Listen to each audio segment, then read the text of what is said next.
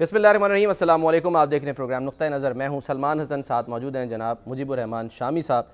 नाज़रीन, हम देखते हैं इस मुल्क में कभी सियासी बहरान है, कभी माशी बहरान है, अदालती बहरान जो है वो भी दिखाई देता है, और अब क्रिकेट का बहरान है। जी हाँ, हमने देखा कि पाकिस्तान भारत के हाथों बदतरीन शिकस्त का निशाना बना, और अब सूरत हाल ये है कि तकरीबन चैम्पियंस ट्रॉफ़ी से बाहर हो चुका है। वो चैम्पियंस ट्रॉफ़ी जिसके लिए हमने 29 साल इंतज़ार किया, वो 16 घंटे में ही इंतज़ार जो है वो पूरा हो गया, और इस वक्त दिल जो है वो सिर्फ रो रहा है और कुछ भी नहीं है। लेकिन शामी साहब, सर, अब मुझे लगा पता कि आप क्यों क्रिकेट जो है वो नहीं देखते। क्रिकेट नहीं, शौक तो है, दुआएं भी क्रिकेट की टीम के साथ होती हैं, लेकिन जब ये मैच देखते हैं ना आप, तो ब्लड प्रेशर हाई हो जाता है। एग्जैक्टली। हरकत कल्ब तेज हो जाती है। यूँ मालूम होता है कि हम जंग के मैदान में खड़े हैं, ख़ास तौर पर जब इंडिया से मैच हो रहा हो। जी हाँ। लेकिन बहरहाल तो हमारी टीम जो है, अब उसकी कमज़ोरियों और ख़ामियों का जिक्र हो रहा है, लोग उसके लत्ते ले रहे हैं, और मोहसिन नकवी साहब से कह रहे हैं, भाई स्टेडियम तो ऐसे बना लिए, टीम भी ऐसी बना लेते। स्टेडियम तैयार हो गए, टीम तैयार नहीं थी हमारी। हमारे जो गवर्नर है सिंध के, टेसोरी साहब, उन्होंने 1 करोड़ रुपए इनाम का ऐलान कर दिया था, बच गए कि पाकिस्तानी टीम जीतेगी तो उसे 1 करोड़ रुपया दूंगा। अब उसके बाद उनको भी बड़ी मायूसी हुई, वो 1 करोड़ रुपया लेके बैठे हुए हैं। चलिए हमें भिजवा दें, हम कोई मुस्तहिकों में तकसीम कर देंगे, मुस्तहिक लोगों में। अब रमज़ान का महीना है, बेशुमार अदारे ऐसे हैं जिनको इमदाद चाहिए। हमारे क्या है, वो इंडस हॉस्पिटल, उसको चाहिए। हमारी जो कारवान इल्म फाउंडेशन है, उसको चाहिए। जो हमारी हेल्पलाइन है, जो अल किताब स्कूल चला रही है, उसको चाहिए।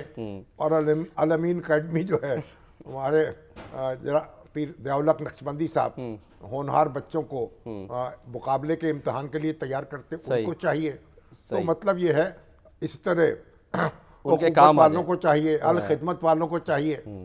अच्छा सर, इस वक्त तो नहीं, आप गवर्नर साहब इस बात पे गौर करें ना, जब 1 करोड़ रुपया उन्होंने खिलाड़ियों की हौसला अफजाई के लिए वक्फ कर दिया था, तो अपने असासों में से तो निकाल लिया ना। हो सकता है कोई स्पॉन्सर कराना उन्होंने। अब जो अदारे हम उनको अर्ज करें हमारी मर्जी के, ख्वाहिश के, और हमारा वो शाहिदा यानी सर्वर ट्रस्ट है अस्पताल गुजरांवाला में, दिल का अस्पताल बना रहे हैं। अच्छा। बहुत बड़ा माशाल्लाह। अच्छा। हमारे डॉक्टर शोएब सरवर हाशमी साहब। अच्छा। तो आप ये हमारे जो 5-7 अदारे हैं जिनके साथ हम जुड़े हुए हैं, सायरा ट्रस्ट अस्पताल है मॉडल टाउन एक्सटेंशन में, कमाल खिदमत कर रहा है। चले तो भाई जनाब गवर्नर साहब 1 करोड़ रुपया हमारे लिए वक्फ कर दे, हम इन अदारों में तकसीम कर देंगे। कम मांग रहे साहब, तो अल्लाह ताला आपकी कुर्बानी कबूल फरमाएगा। आप इसे वापस जेब में न डालिएगा।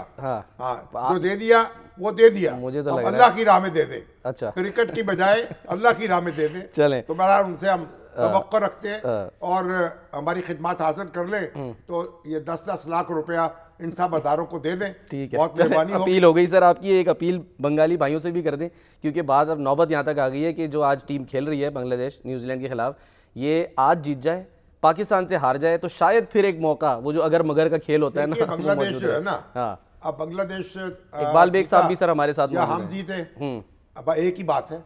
अब तो हम बिछड़े हुए भाई हैं, उनके जनाब सीने से सीना लगा चुके हैं, गले से गला लगा चुके हैं। अब उनका गला तो नहीं हम दबाना चाहते हैं ना, उनके लिए भी दुआएं हैं। चले, तो अच्छा खेले, उसको कामयाबी नसीब हो जाए। गिला किससे करें सर? देखिए बात सुने, जो भारत की टीम है, क्या उनके कोहली साहब है? नहीं, रोहित शर्मा कप्तान है, बट विराट कोहली अच्छे, मतलब उनके जिन्होंने बल्लेबाज man of the match, exactly, century बनाई। और यहाँ लोगों ने ट्वीट किया है, एक कहते हैं भाई, वो कप्तान साहब कह रहे भाई हमारा क्या है, पूरी कौम को शर्म आनी चाहिए, उसकी दुआएं कबूल ही नहीं हुई।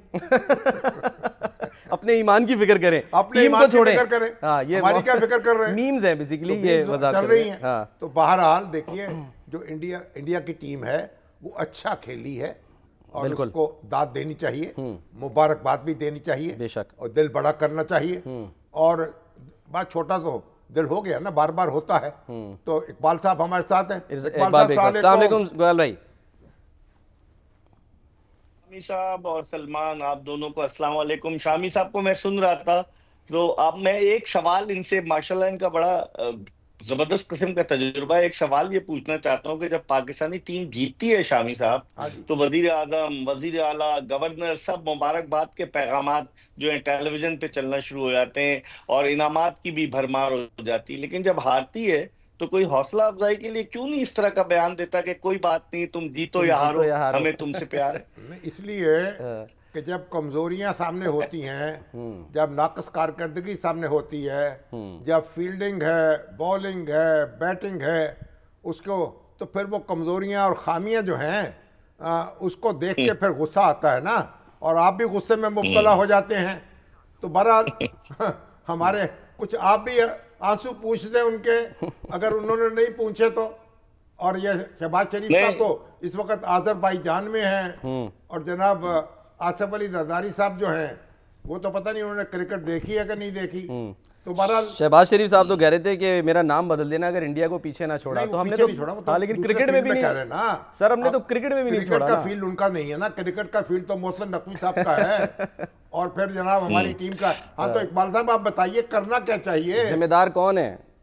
बिल्कुल जिम्मेदार शामी साहब, पहले चेयरमैन साहब ने कहा था कि सर्जरी होगी। जब हम 9 जून को भारत के खिलाफ T20 वर्ल्ड कप का मैच गुज़िश्ता बरस हारे थे, कोई सर्जरी नहीं हुई। लेकिन अब इस टीम में जिस तरह से धड़ेबंदी है, जिस तरह से लोग डोमिनेट कर रहे हैं, उन तमाम चीजों को मद्देनजर रखते हुए तब्दीलियों की जरूरत है। इसी तरह की सूरत हाल पाकिस्तान के साथ 2003 में पेश आई थी, जब वकार यूनुस कप्तान थे। हम साउथ अफ्रीका में वर्ल्ड कप खेलने गए, टीम की कारकर्दगी बड़ी नाकिस रही, अगले राउंड के लिए भी क्वालिफाई नहीं कर सकी, और उसके बाद जो है वो पूरी टीम बदल दी थी। जनरल तौकीर ज़िया चेयरमैन थे और उन्होंने कप्तान बदला, राशिद लतीफ कप्तान बन गए वकार यूनुस की जगह, उन्होंने सिलेक्शन कमेटी बदली, आमिर सुहेल चीफ सेलेक्टर बन गए, और कई नए लड़के आ गए जिनमें मोहम्मद हफीज शामिल थे, उमर गुल, यासिर हमीद, शब्बीर अहमद।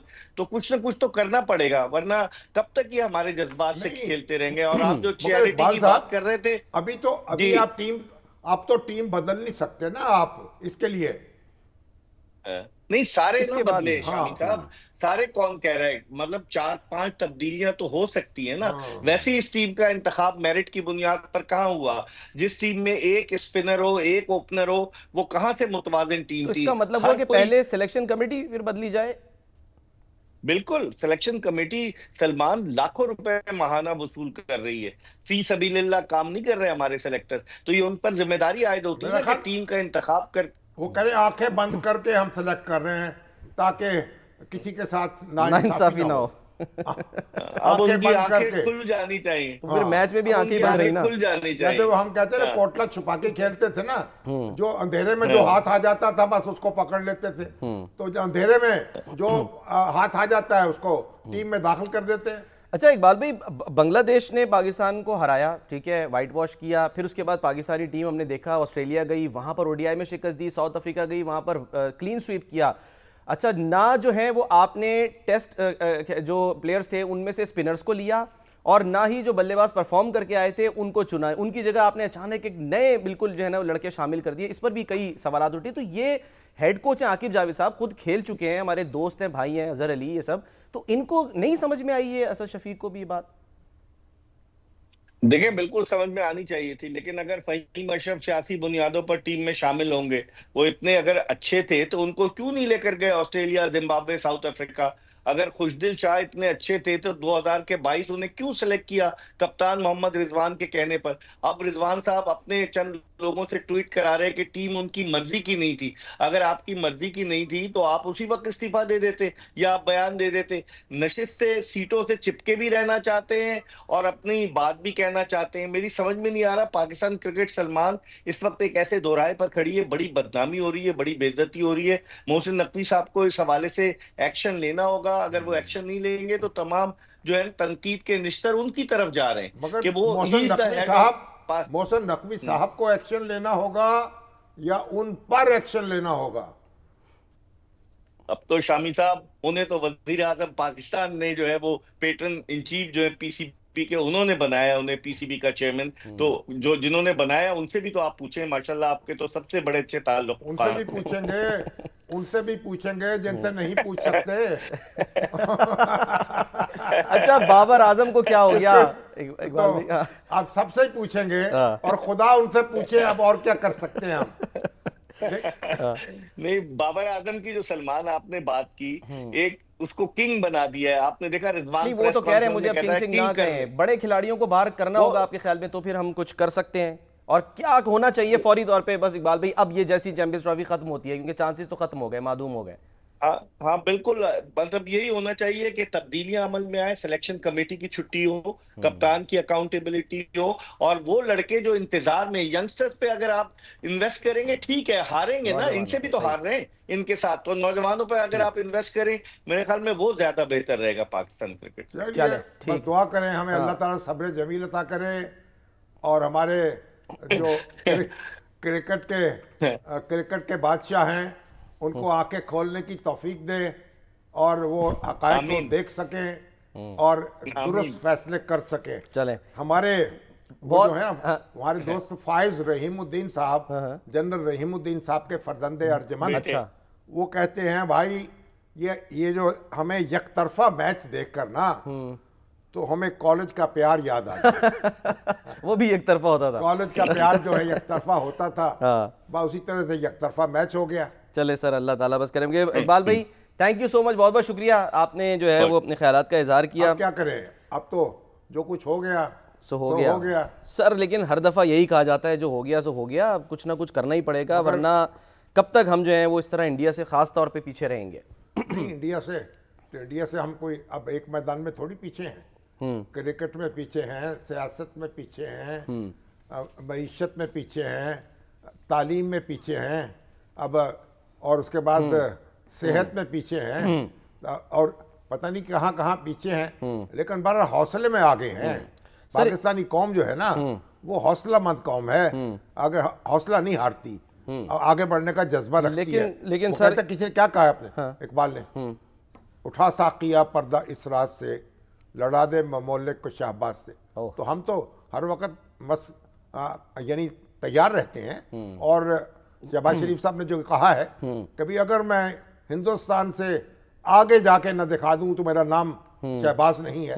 बड़ी अच्छी बात है, इसका अच्छी तरह जायजा लेंगे किसी वक्त, कल जरा खेल कूद से फारिग होके। अच्छा, लेकिन बहरहाल सर, लेकिन एक चीज मैं सिर्फ पॉइंट आउट करना चाह रहा हूँ, जो अभी देखें इतनी कोशिशें पाकिस्तान की और यहाँ तक पहुंचना, ठीक है कि हम आउट हो जाएं, मेजबानी तो कर रहे हैं ना, मगर अब उसमें इंडिया कोई बात नहीं, लेकिन लड़के तो आउट हो ना। हाँ, ये अलग बात है कि बिल्कुल फाइट करें, खेल तो ठीक पेश करें, हार जाएं जीत जाएं, ये तो लगे ना कभी जान लड़ाई है, हम कह सकें कि मुकाबला तो दिल नातवा ने खूब किया है ना, दिल नातवा है, ये दिल जवां है, तो उसने मुकाबला तो करना चाहिए ना। एक खबर आई कि जी भारत को जो है ना वो यहाँ पर चैंपियंस ट्रॉफी हजम नहीं हो रही है, और भारतीय मीडिया की जानिब से चैंपियंस ट्रॉफी के दौरान दहशतगर्दी होने का शोशा भी जो है वो छोड़ दिया गया है, यानी और कहा गया कि जी दावा किया गया गैर मुल्की शायकीन क्रिकेट को तावान के लिए अगवा किया जा सकता है, और प्रोपेगेंडा किया कि हिंदुस्तानी इंटेलिजेंस पता नहीं क्या क्या सर, उनको आप छोड़ें। हाँ। वो जो वहाँ भी बड़े शरपसंद हैं, और वहाँ भी मीडिया अच्छे लोग भी मौजूद हैं भाई, पूरा इंडिया जो है, जब पाकिस्तान में मौजूद है वहाँ भी मौजूद है,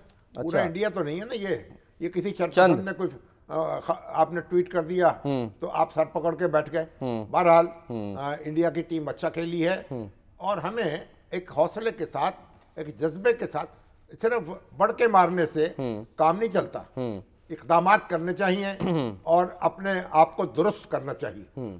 तो अगर हम बस इसी लगे रहेंगे हर मामले में, बस हमारी तरजीहात ये होंगी, अब वो लोग तरह तरह की तनकीद कर रहे हैं, बड़ा जाहिर है जो आपकी नाकामी होती है ना, वो तो यतीम होती है, बिल्कुल, उसका तो कोई वाली वारस होता नहीं, बिल्कुल, और जो कामयाबी है ओन नहीं करता, 100 बाप होते हैं, हर एक शख्स कहता मैंने किया, मेरी वजह से हुआ, मेरी वजह से हुआ। तो बहरहाल ये जंग का मैदान नहीं, ये क्रिकेट का मैदान है, अपनी कमजोरियों पे काबू पाएं और फिर आगे बढ़ें। चलें आगे बढ़ते हैं सर, और अब कुछ सियासत की बात कर लें, कोई अदालती मामलात भी हैं सर, और दूसरी तरफ वो एक रिपोर्ट भी आई हुई है। अदालती मामलात क्या है सर? अदालती मामलात ये हैं कि एक तरफ तो हम देख रहे हैं ना कि जो चीफ जस्टिस से मुलाकातें हुई हैं ना, तो हो गई ना, हाँ बस हो गई, हाँ अच्छी बात है, वज़ीर आज़म भी मिल लिए, तहरीक इंसाफ का डेलीगेशन भी मिल लिया, उसके बाद एलामिये भी जारी हो गए।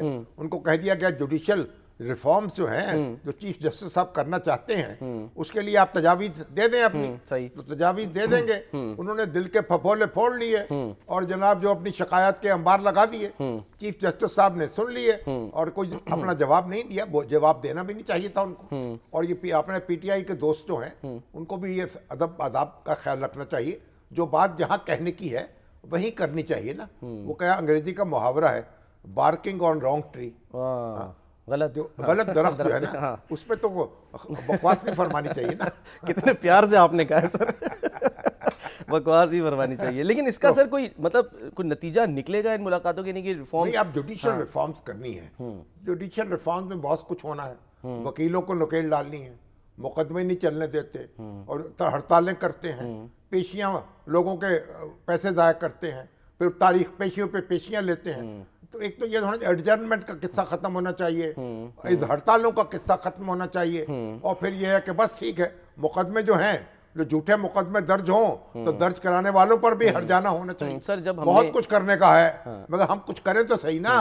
हम तो सिर्फ बस दावे करते हैं। हमारे इफ्तिखार चौधरी साहब आए थे, मैं जनाब इनकलाब बर्पा कर दूंगा, लेकिन रुखसत हुए वहीं के वहीं।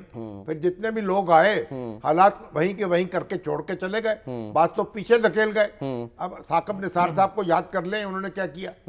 तो वो बहरहाल अब ये याहिया साहब जो हैं लगे, चीफ जस्टिस याहिया लगे हुए हैं, हमारी दुआएं इनके साथ हैं, लेकिन कुछ काम करके दिखाएं।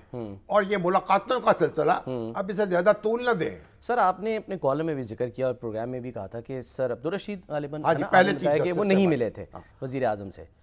तो ये मुलाकातें सर इस तरह की होना, उन्होंने कहा मैं नहीं मिल सकता। लेकिन हमारे जो फिर चीफ जस्टिस मुनीर हुए ना, मुनीर वो जो चीफ जस्टिस थे वो कक्के ज़ई थे। अच्छा। गवर्नर जनरल गुलाम मोहम्मद वो भी कक्के ज़ई थे। अच्छा। एक तो यानी उनको ये रोना पड़ गया कक्के ज़ई बरादरी जो है, और उसके बाद उन्होंने खुद लिखा है कि मैं जब इस्लाम जाता हूँ ना कराची, तो गवर्नर जनरल हाउस पे जाके जो विजिटर्स बुक होती है उस पर दस्तखत कराता हूँ। अच्छा। ये तरीक़ेकार ये था। पहले ऐवान सदर के सामने या ऐवान वजीर आजम पर एक विजिटर्स बुक रखी होती थी। आप मिलना चाहते हैं, आपको आप फरियादी हैं, आप दस्तखत कराएं, एड्रेस लिखाएं, फोन नंबर लिखाएं, कि अपना नाम लिखाएं। जब उनको फुर्सत होगी तो वो बुला लेंगे। अच्छा, ठीक है ना। ठीक है। आम लोगों को भी इस तरह बुला लेते थे। और जनरल जियाउल हक जो थे उनके यहाँ तो तांता बाजा रहता था। अच्छा। या विजिटर्स बुक पे लोग लिखते थे और मुलाकातें हो जाती थी। अच्छा। सुनवाई भी होती थी। अच्छा। तो जस्टिस मुनीर साहब ने लिखा कि जब मैं जाता हूँ कराची लाहौर से, उस वक्त लाहौर सदर मुकाम था सुप्रीम कोर्ट का। अच्छा। वो फेडरल कोर्ट कहलाती थी उस वक्त। सही। तो वो चीफ जस्टिस साहब जाते थे तो वहां विजिटर्स बुक पे दस्तखत कराते थे। अच्छा। कि मैं जनाब अवेलेबल हूं, यहाँ हैं, यहाँ इतने दिन ठहरा हुआ हूं। फिर गवर्नर जनरल साहब जब जरूरत होती इनको बुला लेते थे। अच्छा। तो ऐसे ऐसे तो लतीफे यहाँ हुए हैं ना, और ऐसे ऐसे लोग काबिज हुए हैं। इंतहाई ज़हीन शख्स थे, अपने कानूनी बसीरत के एतबार से, फ़काहत के एतबार से मुनीर साहब। लेकिन उनकी जहानत जो है उस पाकिस्तान को ले डूबी। उन्होंने जो हमारा सिस्टम जो है उसको नुकसान पहुंचाया। मैं तो बार बार मुतालबा करता हूँ भाई, उनकी तस्वीर जो है सुप्रीम कोर्ट में तस्वीरें लगी हुई चीफ जस्टिस साहबान, ठीक है, उनकी तस्वीर उतार देनी चाहिए वहां से। अच्छा। ना उतारी जाए तो स्याह हाशिए के साथ लगाई जाए। अच्छा। ताकि वो पहली ईंट उन्होंने रखी है, उसके बाद दीवार टेढ़ी होती चली गई। बहरहाल अब चीफ जस्टिस साहब आप कुछ करके दिखा जाएं, जो अपने हिस्से का काम कर ले। ये एडजर्नमेंट का तमाशा खत्म कर दें।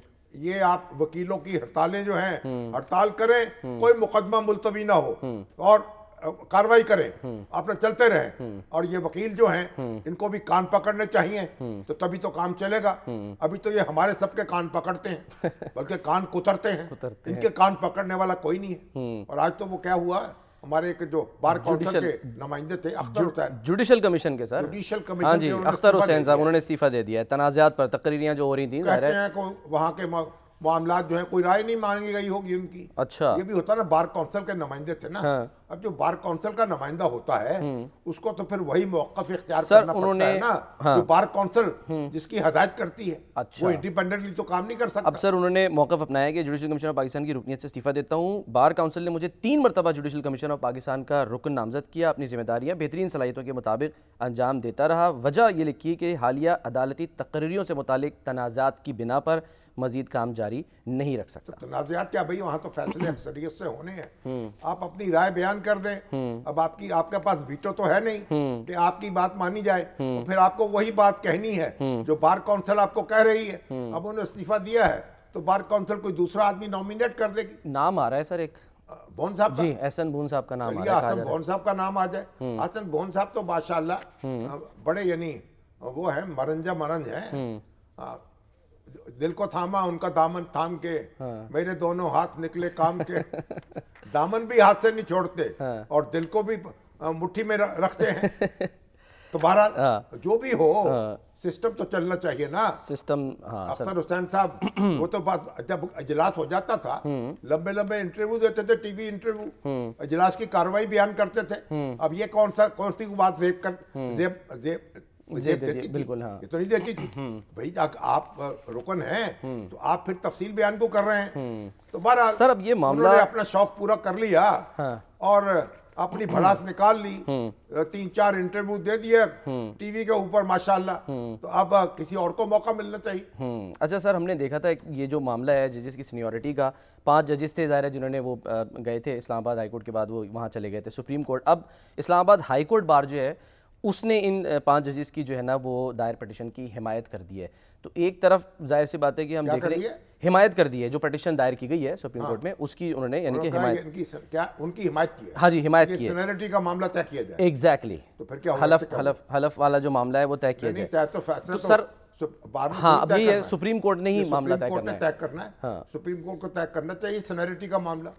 भाई जहां तक मैं तो बार बार ये अर्ज कर रहा हूँ, जहां तक मेरी अंडरस्टैंडिंग है और दस्तूर के अल्फाज है उसमें तो नया हलफ चाहिए। अच्छा, जो ट्रांसफर होके आदमी आता है, सही है। लेकिन अब वो जो जजों ने दरखास्त दायर की है ना, वो हमारे सलाहुद्दीन साहब उनके वकील हैं जी हाँ। उसमें बेशुमार मतलब तफसील बयान की गई है और कहा गया ये मेलाफाइडी इंटेंशन है, उसका सदर का इक़दाम है, उसका जायजा लिया जाए, उसकी वजूहात क्या हैं, उसका असबाब क्या हैं, बड़ी ऐसी सारी बातें, यानी ऐसे अलफ लैला की कहानी। और भाई बड़ी सीधी बात है, अगर आप आर्टिकल 200 को पढ़ ले उसमें बड़ा तहफ़्फ़ुज़ है अदलिया की आज़ादी का। अच्छा, उसमें कोई जज ट्रांसफर नहीं हो सकता जब तक के पहले तो वो खुद अपनी रजामंदी न दे। ठीक, फिर उसके बाद जहां से उसको ट्रांसफर करना है वो चीफ जस्टिस मुत्तफिक ना हो। ठीक, फिर जहां उसने जाना है वो चीफ जस्टिस मुत्तफिक ना हो। फिर जो chief justice of supreme court है अगर वो मुत्तफिक ना हो, यानी 3 चीफ जस्टिस इससे इत्तफाक करें, फिर वो जज जो है वो भी इत्तफाक करे, फिर आपका ट्रांसफर मुमकिन है। सही। अब उसको कुरेद पड़ताल करना, सदर ने बदनीयती न कर दी हो, मेलाफाइडी इंटेंशन ना हो, अब वकीलों को चाहिए कि कोई आदाब भी सीख लेना। अब हर वक्त यानी हर चीज में जो अपने कीड़े जेब से निकाल के ना डाले। ये जो आर्टिकल है इसने तहफ़्फ़ुज़ दिया है, ये फैसला सारा जुडिशरी के पास है, इंतजामिया के पास नहीं है।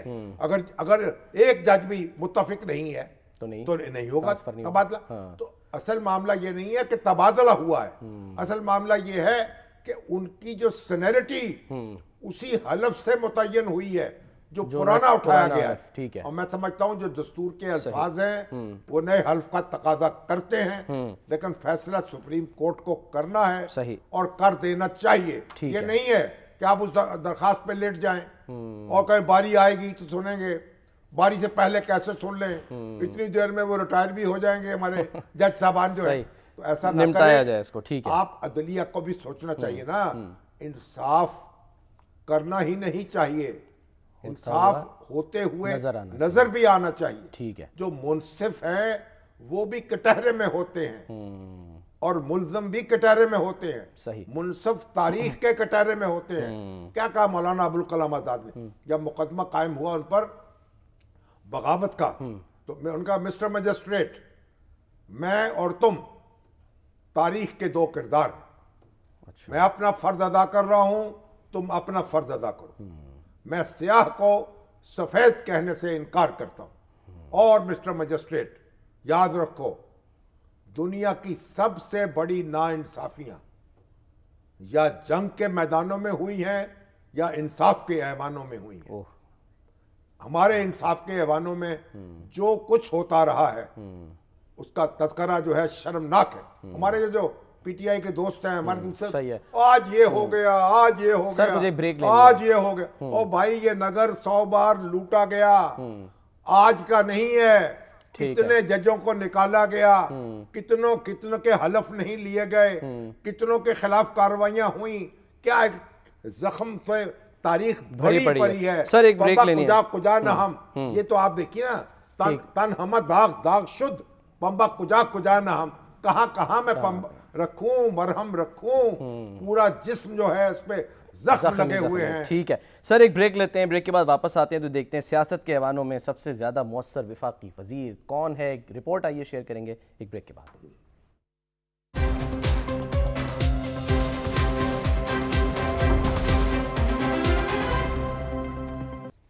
Welcome back. शामी साहब, पेलडाट ने एक रिपोर्ट जारी की है और ये रिपोर्ट कहती है कि जो सबसे ज़्यादा लेकिन उससे पहले ये देखिए जी कि हमारे जो शहबाज शरीफ साहब है वज़ीर आज़म, वो गए हुए हैं आज़रबाईजान। जी हाँ, बाकू। और ये हमारे वज़ारत इत्तलात के तर्जमान हैं आसिम नसीर साहब, उन्होंने ये भेजी तफसील भेजी है कि एक तो स्टेट ऑयल कंपनी हमारी और वहाँ की और पाकिस्तान रिफाइनरी के दरमियान मुआहदा हुआ है बिल्कुल तेल की सप्लाई का, और साथ ही ऐलान हुआ है कि $2 अरब आज़रबाईजान पाकिस्तान में इन्वेस्ट करेगा। आज़रबाईजान का पाकिस्तान ने साथ दिया है काराबाख के सिलसिले में, और आज़रबाईजान अब पाकिस्तान के साथ खड़ा है कश्मीर के मामले में भी। और शहबाज शरीफ साहब पहुँचे हैं, दूसरी मर्तबा पहुँचे हैं, और वहाँ इस अपने अहद इख्तदार में, और सदर जो है अल्हाम अलियोफ वो भी पाकिस्तान का दौरा कर चुके हैं। तो दोनों जुड़े हुए हैं, $2 अरब पाकिस्तान में इन्वेस्ट करेंगे माशाल्लाह। तो अल्लाह ताला मजीद बरकत डाले। और ये हमारे कहा है शहबाज शरीफ साहब ने कि जो इनका आज़रबाईजान का है ना दारुल हुकूमत, बाकू बहुत खूबसूरत है। इस्लामाबाद, इनसे इस्लामाबाद को भी ऐसा ही खूबसूरत बनाएंगे। अच्छा। इनकी इमदाद के साथ। भाई कोई काम इमदाद के बगैर भी कर लिया करेंगे। आप अपना खूबसूरत तो खुद भी बना सकते हैं। रोल मॉडल उसको रखे कि वैसा है, उसको रखें, लेकिन खुद भी कोई काम कर ले। हर काम के लिए बाहर से ही इमदाद चाहिए। बहरहाल मुबारकबाद है उनको भी, मुबारकबाद। आप बताइए, अब ये वज़रा की कारकर्दगी पर हमारे पिलडैट ने रिपोर्ट जारी की है जिसमें कहा गया कि आज़म नज़ीर तारड़ जो है सबसे अव्वल नंबर पर है। उन्होंने जो लेजिस्लेशन जो है वो भी मंजूर कराई है और बहुत सी कवानीन पास कराए हैं और सबसे ज़्यादा वक्त दिया है, और इस लिहाज से वो सबसे मुअस्सर वजीर साबित हुए हैं अपनी कारकर्दगी के एतबार से। उसके बाद क्या है? उसके बाद ख्वाजा आसिफ साहब हैं। ख्वाजा आसिफ साहब हैं, वो भी उन्होंने जो वक्त दिया है, जो तकरीरें की हैं 5.5 घंटे। 5.5 घंटे। उसके बाद उनके बाद है कैसर अहमद शेख साहब। कैसर अहमद शेख साहब हैं हमारे चनियोट के। हाँ जी। और ये समुद्री अमूर के वजीर है मेरा ख्याल। सर फिर राना तनवीर हुसैन साहब हैं उनके बाद चौथे नंबर पे। इन्होंने कितना नंबर दिए? कितने? चौथा नंबर है ना सर? चौथा नंबर है। हाँ। जो सेनेटर कार्रवाई में शरीक रहे। हाँ जी। अच्छा, ये हो गए सर। इसके अलावा अता तारड़ साहब हैं सर, जिन्होंने जो कि आखिरी नंबर पे 7वें नंबर पे इनके हिसाब से, यानी कि जो दिए तारड़ साहब भी 4 घंटे 29 मिनट। हाँ, पार्लियामेंट को। मोहसिन नकवी साहब कम से कम गए हैं, लेकिन मुअस्सर वजीर हैं जो इक़दामात के एतबार। सर कम से कम पता है कौन बोला? मोहसिन नकवी साहब, सिर्फ 12 मिनट। लेकिन सर क्राइटेरिया क्या है फिर? ये गुफ्तगू की है। हाँ, अब बिलाल साहब से पूछते हैं। बिलाल साहब अस्सलाम वालेकुम। अहमद बिलाल साहब अस्सलाम वालेकुम सर। पिलडैट के चेयरमैन जो हैं जनाब, ये आपने वज़रा की कारकर्दगी की रिपोर्ट तो जारी कर दी, ये सिर्फ हाजिरी है और उनकी जो वहाँ स्पीच और उनकी जो तकरीरें हैं उन्हीं को मयार बनाया आपने? बहुत शुक्रिया। देखिए, ये तो 2 बातें हैं, इसके अलावा 2-3 और चीजें भी हैं। हाँ जी। अच्छा। मसल के साथ भी ने कितने पोर्टफोलियोज को केटर किया है या उसकी जिम्मेदारियां संभाली है, ये भी एक उसके अंदर एक फैक्टर था। और फिर ये कि उसके जिम्मे जो काम था वो उसने, उसकी कोई क्वांटिटी अगर उस पर नजर आती है तो वो खासतौर पे, जैसे अभी आप सलमान साहब ने भी जिक्र किया कि जो कानून पास करवाए, रिकॉर्ड कानून साजी हुई है पहले साल में कौमी असम्बली के अंदर। मुझे नहीं याद पड़ता कि किसी कौमी असम्बली के अंदर पहले साल में कोई 42 के करीब लॉज पास हुए हैं। तो ये भी इनमें से बेशतर कवानीन वो हैं जो सरकारी हैं और जो आज़म वज़ीर तारड़ साहब ने उनकी वजारत के थ्रू पेश हुए हैं या दूसरी वजारत की जिम्मेदारी उठाते हुए इन्होंने पेश किए हैं। तो इनको तो फिर अवार्ड मिलना चाहिए। अवार्ड तो दे दिया आपने ना, जब उनका उनको उनके एक नंबर होने का ऐलान कर दिया। अच्छा, औरंगजेब साहब, मगर ये बताएं औरंगजेब साहब कैसे रहे? हाँ, 3 घंटे बोले हैं वो तो मेरे ख्याल में बजट तकरीर ही थी उनकी वो सारी। बिलाल साहब? जी हाँ जी, दुरुस्त है। औरंगजेब ठीक रहे? बेशतर हिस्सा तो उनका बजट तकरीर का ही था, लेकिन बहरहाल वो भी बड़े, इसके बावजूद कि उनकी हाजिरी भी ज्यादा नहीं है और वो उसके अलावा टॉक टाइम भी ज्यादा नहीं है, वो भी बड़े मौसर वजीर हैं क्योंकि उन्होंने अपना जो काम है उनके जिम्मे लगा हुआ वो ठीक से निभा रहे हैं। वो IMF के साथ डीलिंग्स का मामला हो या जो पब्लिक के साथ या मुख्तलिफ इदारों के साथ जो इकोनॉमिक अफेयर्स हैं उनके बारे में जो इस तरह से डील करते हैं, वो भी अपने मामले को ठीक से निभा रहे हैं, लेकिन अटेंडेंस और टॉक टाइम उनका भी बहुत ज्यादा नहीं है। मोहसिन नकवी का भी नहीं है, वो तो कम है, लेकिन काम बहुत किया है उनकी है। जी हाँ, वो भी है। और लेकिन सबसे जो पता नहीं क्रिकेट के मैदान में ज्यादा है या सियासत के मैदान में ज्यादा है या दाखिला क्या कहेंगे, दाखिली मैदान में ज्यादा है या खारजी मैदान? मंसूबे भी सर उन्होंने मुकम्मल किए हैं। मोहसिन स्पीड कहलाए हैं वो। जी हाँ, ये बात तो ठीक है। उन्होंने क्रिकेट का मामला हो, जैसे बिल्कुल सही कह रहे हैं, मोहसिन स्पीड की बात हुई है, स्टेडियम को बड़े रिकॉर्ड टाइम में मुकम्मल करवाया है और लॉ एंड ऑर्डर के मामले के ऊपर भी उनकी गिरफ्त मौजूद है। ठीक है उसके सर, मैं सॉरी इंटरप्ट कर रहा हूँ, टीम काबू में नहीं सर, वक्त कम है, क्राइटेरिया। आप ये बताएं मुझे कि जो हमारे इसहाक डार साहब तो खैर दौरे ज्यादा करते रहे, लेकिन बताएं वजीर आजम की परफॉर्मेंस कैसे जज किया आपने? वो उनकी तो बड़ी कम हाजिरी रही है असेंबली में, और जब भी आते हैं PTI वाले शोर मचा देते हैं, हंगामा उठा देते हैं। तो वजीर आजम जो हैं उनको आप क्या नंबर देंगे? हम चंद दिन के अंदर जरा उनकी भी कारकर्दगी के बारे में एक अलग से कौमी असम्बली की कारकर्दगी के साथ जारी करने वाले हैं। लेकिन ये सही है, देखिए हिंदुस्तान में भी रिवायत यह है कि वजीर आजम की हाजिरी को काउंट ही नहीं किया जाता। वो कहते हैं कि वजीर आजम चूंकि उसके बहुत से और फराइज होते हैं, लिहाजा उनकी हाजिरी ऐवान के अंदर उसको काउंट ही नहीं करते वो। तो उसको हम तो काउंट करते हैं और हम उसका जिक्र भी करेंगे, लेकिन वजीर आजम मेरे ख्याल में अपने बाकी कामों के मामले में मेरे ख्याल में वो भी औरंगजेब साहब की तरह बहुत इफेक्टिव। चलिए हम इंतजार करते हैं। बहुत बहुत शुक्रिया, बहुत बहुत शुक्रिया। अच्छा हुआ सर ये बता दिया वजीर आला, क्योंकि वो भी जाहिर सी बात है उस पर रिपोर्ट आएगी, वो भी तो नहीं जाती, लेकिन काम देखें तो अलग बात है। नहीं तो इस वक्त तो नेशनल असेंबली की बात हो रही है, सेनेट की। अच्छा सर, अच्छा आप देखिए हमारे बहुत प्यारे दोस्त असद चौहान साहब, कालम निगार, शायर, अखबार नवीस, और माशाल्लाह एक तवील अनिक खेली उन्होंने। 86 साल की उम्र में वफात पा गए आज लाहौर में। कल उनका जनाजा होगा, वो अल्लामा इकबाल टाउन में उनकी रहायशगाह पर अदा किया जाएगा। बहुत एक माशाल्लाह एक अदब शख्सियत थे, अदब पर बड़ी गिरफ्त थी, कादरुल कलाम शायर थे और कमाल कालम निगार थे। अल्लाह ताला उनकी मग़फ़िरत फरमाए। बस आप समझें कि दिल का टुकड़ा जो है एक जुदा हो गया। और फिर हमारे जो बहुत प्यारे भाई हैं फर्रुख सुहेल गोइंदी साहब जी, बहुत बड़े दानिश्वर, मुसन्निफ, और तुर्की के मामले में तो वो अथॉरिटी समझे जाते हैं। तुर्की ज़ुबान भी फरफर बोलते हैं। तुर्की के अमूर पे नज़र भी रखते हैं। बहुत बड़ा पब्लिशिंग हाउस जो है, बड़ी किताबें शाया की हैं माशाल्लाह। एक बड़े पॉलिटिकल एक्टिविस्ट हैं, पीपल्स पार्टी के साथ जुड़े रहे बहुत अरसा तक। भुट्टो साहब के जियाले समझे जाते थे, तमाना तालिब इल्मी से। उनकी वालदा मोहतरमा जो है उनका इंतकाल हो गया। अल्लाह ताला उनकी मग़फ़िरत फरमाए। वो भी उनकी उम्र भी को 85 साल थी और वो भी कुछ बीमार रहकर रुखसत हुई हैं।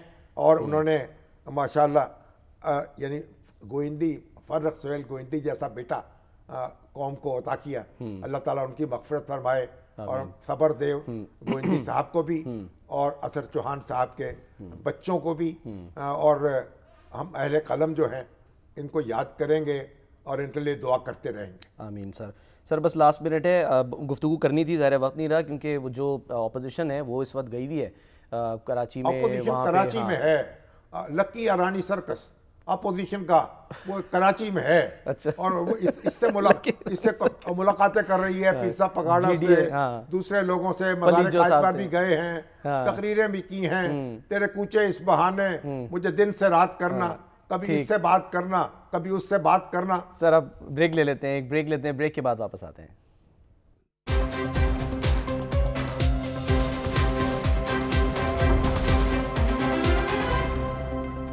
प्रोग्राम का वक्त खत्म होता है, नाज़रीन अपना ख्याल रखिए, अल्लाह हाफ़िज़।